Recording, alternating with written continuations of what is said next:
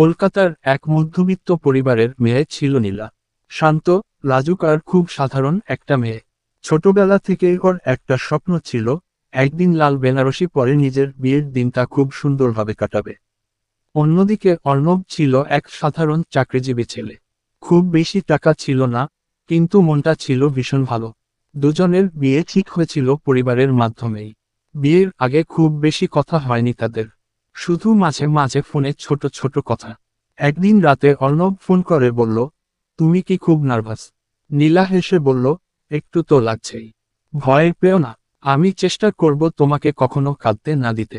এই ছোট্ট কথাটাই নীলার মনে গভীর জায়গা করে নেয়। অবশেষে এল বিয়ের দিন। বাড়ি ভর্তি আলো, আত্মীয়দের ভিড়, হাসি আর কোলাহল।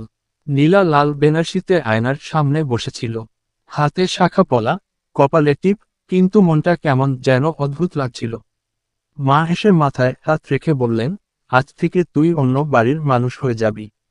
নীলার চোখ ভিজে উঠল। এদিকে অর্ণব বরযাত্রী নিয়ে পৌঁছে গেছে। বন্ধুদের হাসি মজা চলছিল, কিন্তু অর্ণবের চোখ শুধু একটা মানুষকেই খুঁজছিল, নীলাকে। সুবৃষ্টি হওয়ার মুহূর্তে নীলা ধীরে ধীরে মুখ তুলল। দুজনের চোখ এক হতেই চারপাশের শব্দ যেন থেমে গেল। অর্ণব মুচকি হেসে খুব আস্তে বলল, আজ তুমি সত্যিই খুব সুন্দর লাগছো। নীলার গাল লাল হয়ে গেল।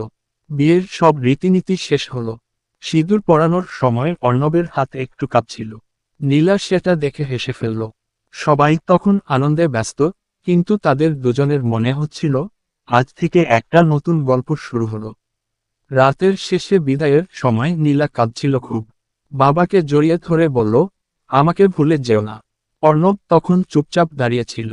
গাড়িতে ওঠার পরে ধীরে করে নীলার হাতে একটা ছোট্ট কাগজ দিল। তাতে লেখা ছিল, তুমি শুধু আজকের বউ নও, আজ থেকে তুমি আমার পুরো পৃথিবী। কথাটা পড়ে নীলা চোখের জল মুছে হেসে ফেলল। গাড়ি ধীরে ধীরে নতুন জীবনের দিকে এগিয়ে গেল, আর সেই সাধারণ বিয়ের দিনটাই তাদের জীবনের সবচেয়ে সুন্দর স্মৃতি হয়ে রইল। লাল